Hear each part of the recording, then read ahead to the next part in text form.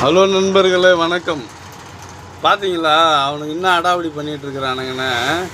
இந்த இஸ்மேலா பசங்க ஆமது ஜெயலாப் அவன் நான் ஒன்றும் அடுத்தவன் சொத்துக்கு நாங்கள் எதுவுமே பண்ணல. எங்கள் பூர்வீகம் பாகப்பிரிவினையில் பிரிஞ்சது. நல்லா புரிஞ்சுங்க. எங்கள் அப்பனுக்கும் குப்பாச்சாரும் சரி பாதியாக பாகம் இருந்த இடத்துல 5 சென்ட் மட்டும் எதுக்கு நிறுத்துறாரு? புளியா மரத்தோட அனுபவம் எங்கள் அனுபவத்தில் இருக்குதுன்றதுக்காக அதில் வீர புளியா மரம் பொறுக்கணுன்றதுக்காக மட்டும்தான் அது நிறுத்துறது. எல்லாருக்கும் தெரிஞ்ச விஷயம் இது. அடாவடி அடாவடி அடாவடி இதுக்கு மேலே அடாவடி பண்ணால் எங்களால் பொறுத்துக்கவே முடியாது. இது எல்லையை மீறி அடாவடி பண்ணுறானுங்க. இது ரொம்ப ஓவரு.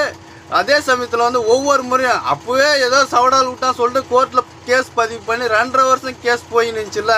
ஏதாவது உனக்கு தோணுது, ஏதாவது பேசணும்னு தோணுச்சு, அங்கே கக்கி இருக்கலாம்ல, கோர்ட்டில் பேசியிருக்கலாம்ல.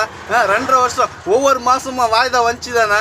ஒரு வாய்தாவது அட்டன் பண்ணியா, எதனா இப்போ பேசுனியா, சரி போய் தொலை இது விட. கோர்ட்டில் போகல, வரல, கேஸ் போலீஸ் ஸ்டேஷனில் கேஸ் கொடுக்குறோம்ல, அதுக்காக மதில் கூட அதுவும் இல்லை. எல்லாம் உன் இடத்துல நின்று பண்ணினா இங்கே யார் செலவு பண்ணின்னு சுற்றின்னு இருப்பாங்க. நீ இருந்துக்கிட்டே செலவு பண்ணிட்டு உனக்கு என்ன அருகதை இருக்குதுன்னு நான் கேட்குறேன். நீ எவங்கிட்ட எழுதி வாங்கினா, எவ்வளோ இடம் எந்த இடத்துல எழுதி வாங்கினா அதோட பொறுத்தா உனக்கு தகுதியை தவிர தேர்ட் பார்ட்டியாக இருக்கிற நீ எங்ககிட்ட சண்டைக்கு வர வேண்டிய அருகதை உனக்கு கிடையாது. அளவுக்கு மீறி போய்கிட்டு இருக்கிறீங்க. இது அளவுக்கு மீறி, அளவு கடந்து அதிகம். இது அரசு சைலண்டாக இருக்கிறதால மட்டும்தான் நீங்கள் தப்பிக்கிறீங்க. இல்லைனா இதோட கதையே வேற ஆகிடும். ஒவ்வொரு இடத்துலையும் கம்ப்ளைண்ட் ரிஜிஸ்டர் பண்ணிக்கிட்டே இருக்கிறேன்.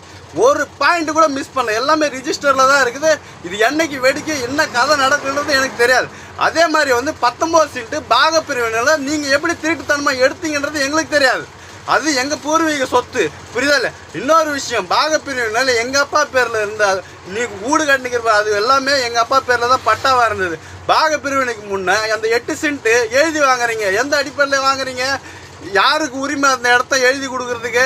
அது தெரியாமல் உங்கள் இஷ்டத்துக்கு ஃபோர்ஜரி பண்ணி வாங்கியிருக்கிறீங்க. அதுக்கு என்ன பதில் சொல்ல போகிறீங்க? 2வது விஷயம், அந்த பாகப்பிரிவினை அன்னைக்கு கூட அந்த 1 ஏக்கரா 33ல் வெறும் 75 சென்ட் மட்டும்தானே குப்பாச்சாரிக்கு போகுது. மீதி 58 சென்ட் எங்களுக்கு தானே வர வேண்டியது இருக்குது. எங்கள் அப்பாவோட பட்டாவில் இருக்கிற இடம், பாட்டை சொத்து ஒன்றும் கிடையாது. அது யூடிஆர் பட்டாவில் பிரிஞ்சது தானே. அதுக்கப்புறம் வர வேண்டிய பிரச்சனை தான் இது.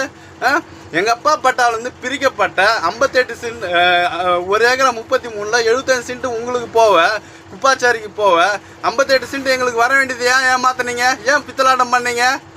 இதுக்கான பதில் சொல்ல மாட்டேதுன்னு நினச்சின்னு இருக்கிறீங்களா? இதுக்கெல்லாம் களை எடுக்க வேண்டிய நேரம் வந்தாச்சு. அடாவடி பண்ணீங்கன்னா மேலே மேலே நோண்டிக்கிட்டே போவேன் நான். இது ஓவரு ஓவரு ஓவரு. இதோட ஃபர்ஸ்ட் அண்ட் ரைட்டாக நிறுத்தி நாளைக்கு காலையில் நான் வருவேன். இன்னும் ரகலை பண்ணுறீங்களா பண்ணுங்க, நானும் பார்க்குறேன்.